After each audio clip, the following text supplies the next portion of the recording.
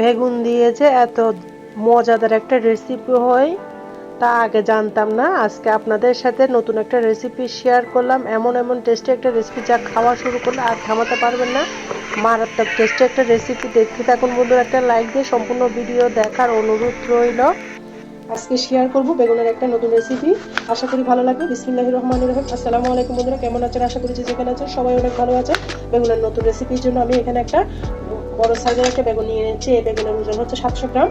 একটা বড় সাইজের বেগুন নিয়ে নেবেন, তাহলে আপনাদের এই রেসিপিটা করতে সুবিধা হবে। আপনারা যে কোনো বেগুন নিতে পারেন।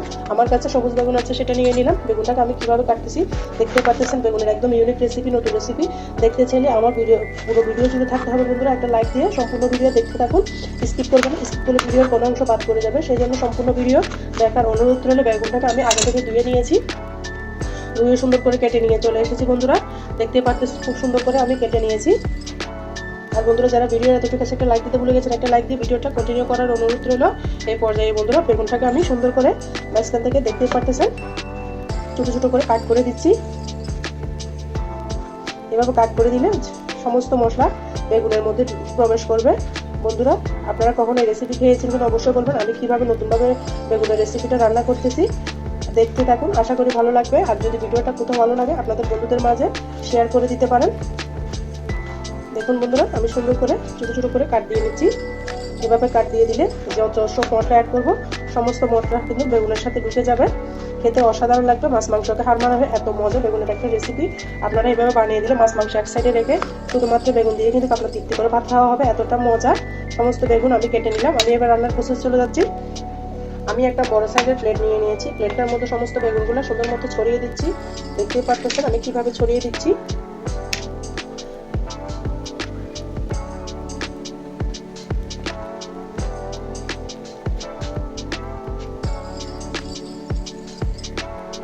বন্ধুরা, এখানে আমি কিছু মশলা অ্যাড করে দেবো। দেখতেই পাচ্ছেন বেগুনগুলোকে সুন্দর করে আমি সাজিয়ে নিয়েছি। দিয়ে দিচ্ছি পরিমাণ মতো লবণ। লবণটা স্বাদ মতো দিবেন। তারপর দিয়ে দিব হাফ চামচ হলুদের গুঁড়া।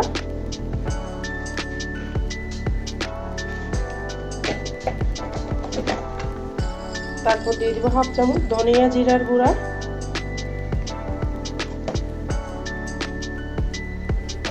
তারপর দিয়ে দিব হাফ চামচ লাল মরিচের গুঁড়া।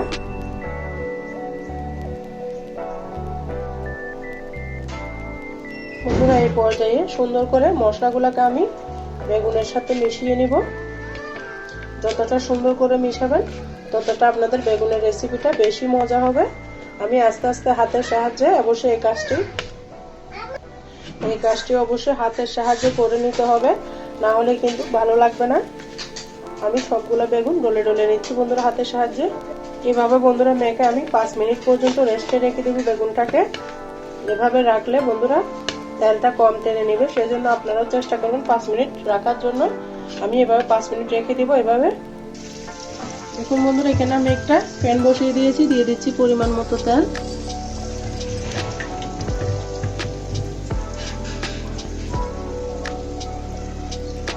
তেলটাকে আমি চারিদিকে ছড়িয়ে দিচ্ছি।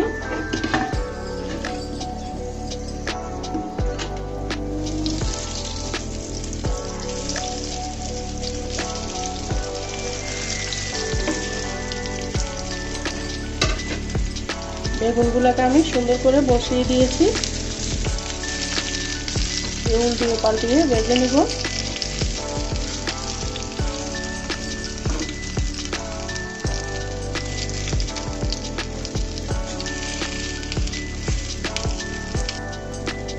এই পর্যায়ে আমি ঢাকনা দিয়ে রেখে দিব। চুলার আঁচটা কিন্তু আমি কমিয়ে রেখেছি বন্ধুরা। ঢাকনা দিলে বেগুনটা সুন্দর মতো ভাজা হবে। দেখুন বন্ধুরা, এই পর্যায়ে আমি বেগুনটাকে উল্টিয়ে দিচ্ছি 2-3 মিনিট পরে প্রায়।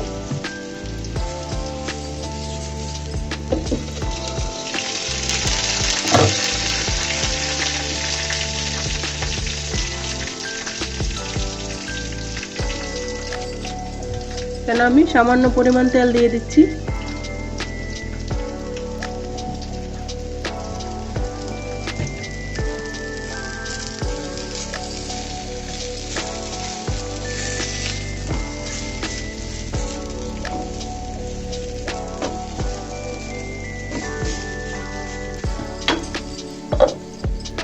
ঢাকনা দিয়ে আমি আবারও ঢেকে দিলাম।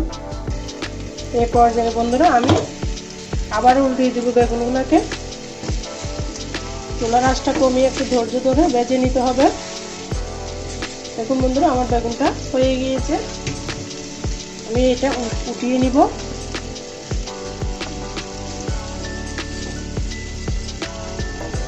তারপর যে বেগুনগুলো আছে সেগুলো আস্তে করে দিয়ে দিব।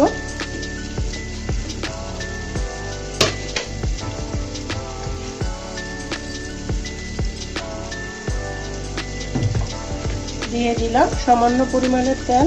আর বন্ধুরা কে কোথা থেকে আমার ভিডিওটা দেখতেছেন অবশ্যই কমেন্টসে বলবেন। আর যারা ভিডিওটা যতটুকু একটা লাইক দিতে ভুলে গিয়েছেন একটা লাইক দিবেন। দেখুন বন্ধুরা এগুলোকে আমি ঢাকনা দিয়ে ঢেকে দিব সিদ্ধ হওয়া পর্যন্ত। বন্ধুরা আমি আবারও বেগুনগুলোকে সুন্দর করে উল্টিয়ে দিব। বন্ধুরা আমার চ্যানেলে যারা নতুন ভিজিট করেছেন চ্যানেলটিকে সাবস্ক্রাইব করে দিবেন, বেল বাটনটি অন করে দিবেন যেন সবার আগে ভিডিওটা আপনার কাছে পৌঁছে যায়। আমি আবার ঢাকনা দিয়ে ঢেকে দিলাম। আমার সমস্ত বেগুন ভাজা হয়ে গিয়েছে। এই পর্যায়ে আমি সবগুলো বেগুন উঠিয়ে নিচ্ছি। দেখুন বন্ধুরা ভাজা হয়ে গিয়েছে। আবার একটা আমি বেগুনগুলো ভেজে একটা প্যান বসিয়ে দিয়েছি, দিয়ে দিচ্ছি সামান্য তেল। বেগুন ভাজার মধ্যে আমার কিন্তু অনেকগুলো তেল গিয়েছে দেখতে পেয়েছেন বন্ধুরা, সেই জন্য আমি এখানে তেলটা কমিয়ে দিয়েছি। তারপর দিয়ে দিচ্ছি বেশ কিছু পেঁয়াজ, বড় সাইজের একটা পেঁয়াজ দিয়েছি আমি। দিয়ে পেঁয়াজগুলোকে হালকা করে ভেজে নিব। পেঁয়াজটা বাড়িয়ে দিলে এই রেসিপিটা খেতে অসাধারণ লাগে।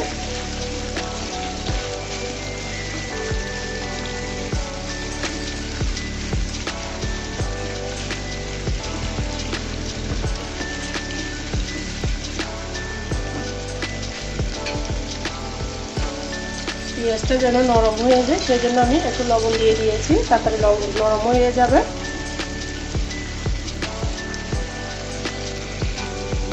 দেখুন বন্ধুরা আমার পেঁয়াজটা ভাজা হয়ে গিয়েছে।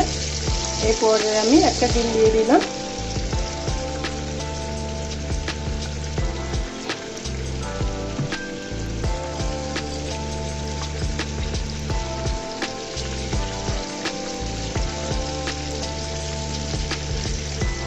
আপনারা চাইলে অন্য কোনো পাতিলও করে নিতে পারেন। আমি এইটার মধ্যে ডিমটাকে গুঁড়ো করে নিব। আমি একটা ডিম দিয়ে করতেছি একটা বেগুনের জন্য। আপনারা যদি বেশি বেগুন দিয়ে করেন তাহলে বেশি করে নেবেন। আমি ডিমটাকে জুড়ো জুড়ো করে নিচ্ছি। তো আমি ডিমটাকে উঠিয়ে নিব।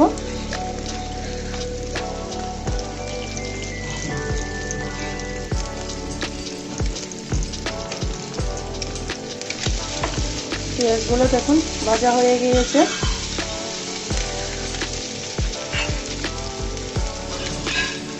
এই পর্যায়ে দিয়ে দিব পানি।